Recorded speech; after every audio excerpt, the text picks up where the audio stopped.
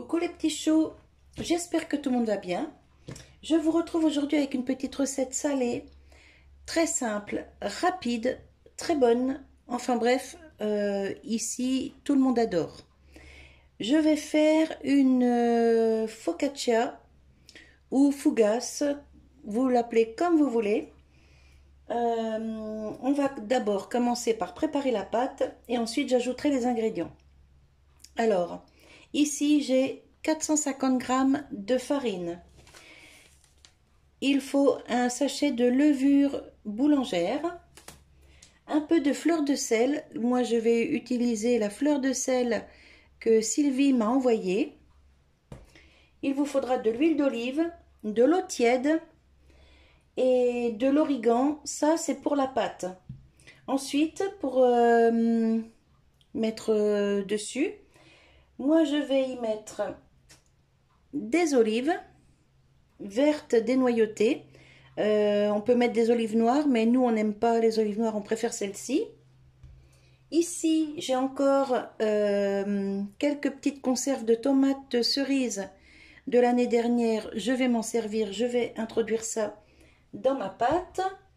Et ici il me reste un peu de jambon de croque-monsieur, donc je vais utiliser ça aussi. Enfin le jambon je vais peut-être pas tout mettre, mais je vais en mettre un peu. Et je vais introduire aussi de la mozzarella, pardon. Si je commence à bafouiller, ça va pas le faire. Donc de la mozzarella râpée que je vais introduire aussi dans ma pâte. Ensuite, moi je vais faire ça sur une lèche frite parce que je vais faire une grosse portion. Sinon, on peut la faire dans des plaques en terre comme les baking stones, ou alors dans des petits plats. En fait, vous faites comme vous voulez. Vous pouvez faire avec cette portion une grosse, enfin avec ces mesures-là de farine, vous pouvez faire une grosse portion, ou bien séparer votre pâte en 2 ou 3, puis faire des petites, vous savez, des petites portions pour une personne. Moi ici, je vais faire une grosse portion parce que mon mari veut en manger ce soir et il veut en emmener demain à midi au travail pour son repas, pour sa gamelle. Voilà, voilà. Donc, à partir de maintenant, je vais vous mettre en accéléré pour que ce soit moins long pour vous, moins monotone. Et vous n'aurez plus qu'à reproduire chez vous la même chose que moi. Donc, tout de suite, là maintenant, on a besoin juste de farine, levure de boulanger, l'eau tiède, la fleur de sel et l'origan. Ça, je mets de côté pour l'instant. Voilà. Et je vais chercher de l'huile d'olive parce que celle-ci, c'est pour pchiter sur... je sais pas si ça se dit pchiter, mais c'est pas grave. C'est pour pchiter sur la plaque de cuisson. Voilà, j'ai été chercher l'huile d'olive. Je prépare une cuillère à soupe. J'ai oublié de vous dire, il vous faudra aussi 2 cuillères à soupe de sucre en poudre. Voilà, qu'on va mettre dans la pâte. Allez, c'est parti. On va déjà mettre, hop, la fleur de sel.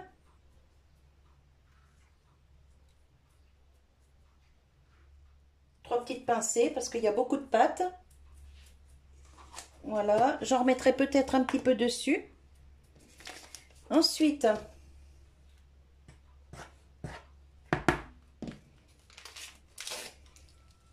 je mets la levure.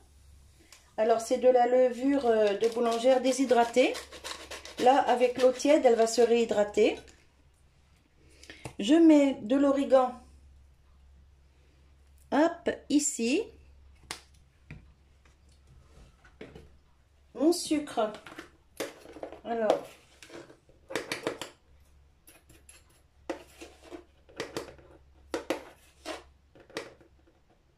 ça fait l'équivalent de cuillère à soupe. Hein.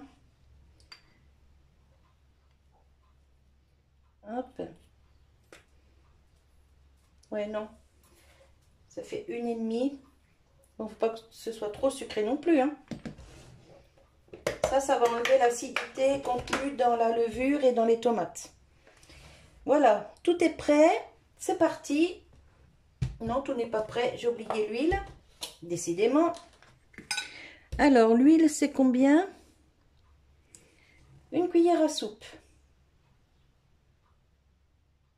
Hop là. S'il y a une petite goutte en plus, c'est pas bien grave. Voilà. Alors, moi, de temps en temps, je fais cette pâte aussi pour les pizzas. Mais bon, vous avez déjà vu, hein, j'aime bien faire mes pizzas avec des bases pommes de terre, des bases de pain rassis. J'essaye plein de choses, en fait, hein. Allez, c'est parti. On va commencer à mélanger là au milieu pour réhydrater la levure. Voilà.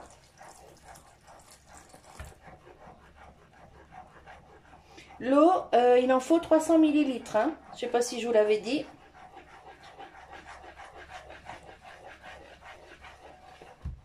Et à partir de maintenant, je vous prends en accéléré.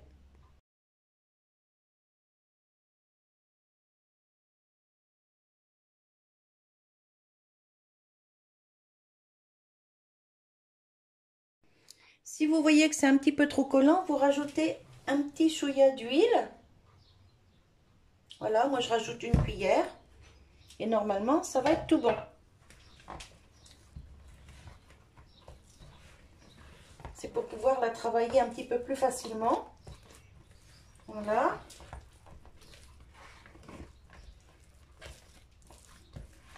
Voilà, là, elle va être belle.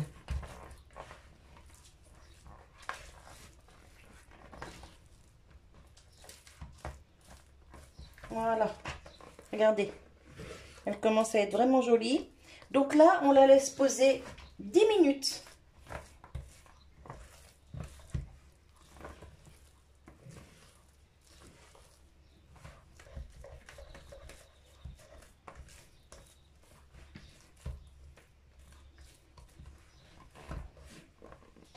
Hop.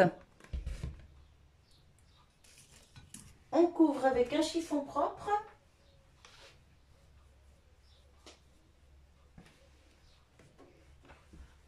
Et je vous retrouve dans 10 minutes.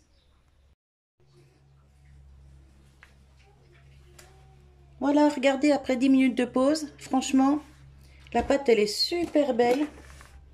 Elle a bien gonflé. Donc, je vais vous reprendre pour la suite.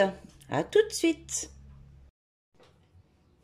Alors, je voulais faire ça dans une lèche frite, mais finalement, je vais faire ça dans une baking stove.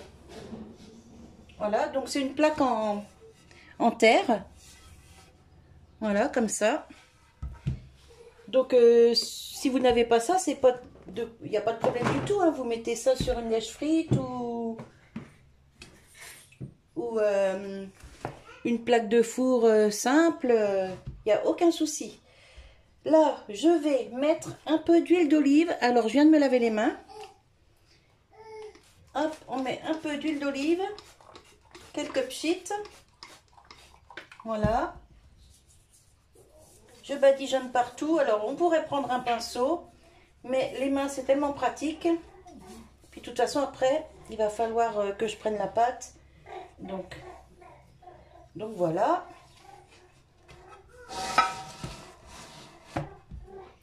Hop. Je vais me faire un peu de place là parce que... Hop. Voilà. On va remettre un petit peu d'huile. Voilà.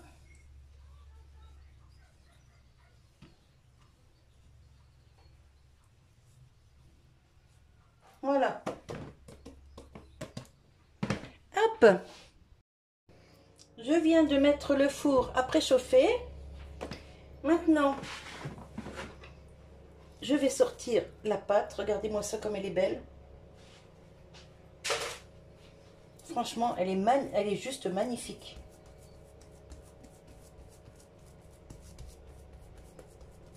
Et vous l'étalez comme ça. C'est pas compliqué, hein?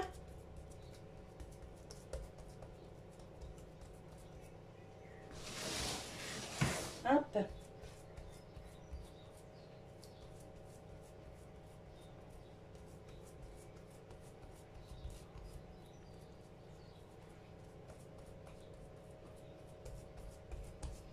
Alors, il faut essayer d'en avoir partout à peu près de la même hauteur.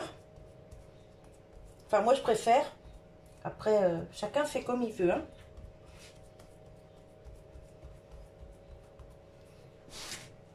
J'espère que vous voyez tout bien. Voilà, vous verrez mieux. Hop.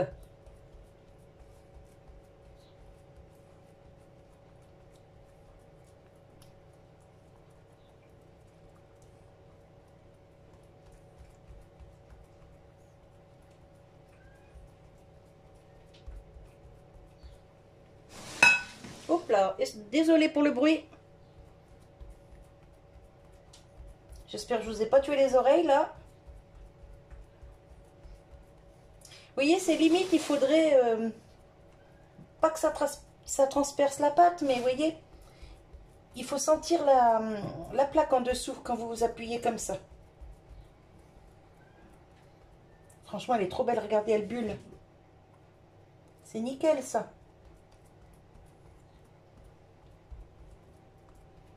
Voilà. Alors maintenant, je la laisse poser encore 10 minutes. Je remets mon torchon propre.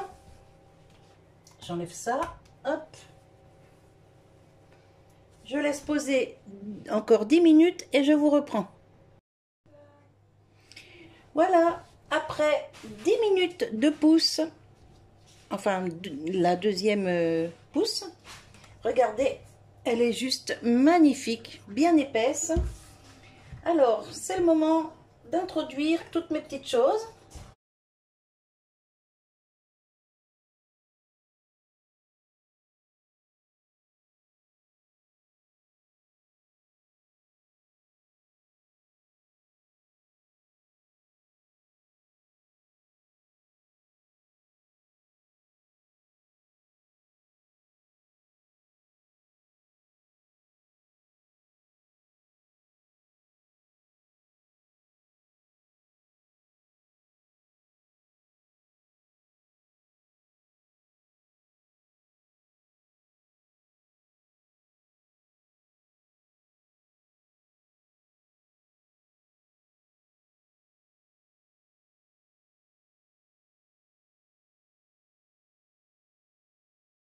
Donc ça part au four à 180 pendant environ 15 minutes.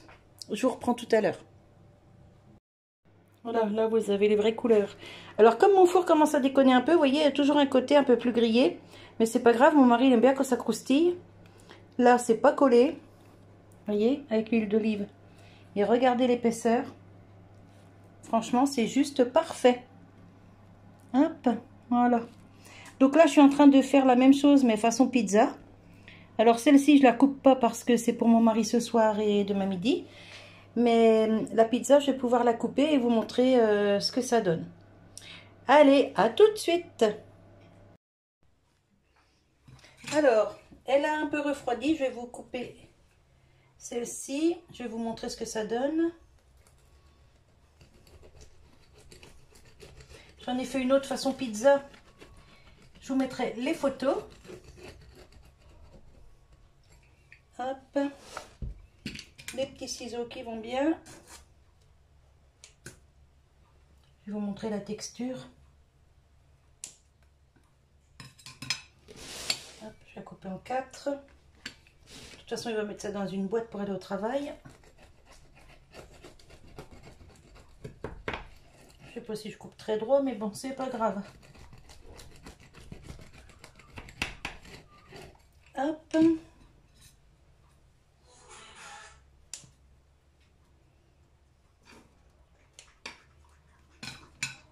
Voilà. Regardez ça. La texture est magnifique. Regardez, c'est moelleux. Vous voyez? Franchement, c'est nickel. Regardez ça. Voilà, bah écoutez, moi j'en connais un qui va se régaler. Je vous montre le dessous. Voilà. Elle est juste parfaite. Voilà, voilà, si ça peut vous donner des petites idées pour faire à manger, et ben c'est plutôt cool. Je vous souhaite une bonne journée, un bon appétit et je vous dis à tout bientôt. Bye bye.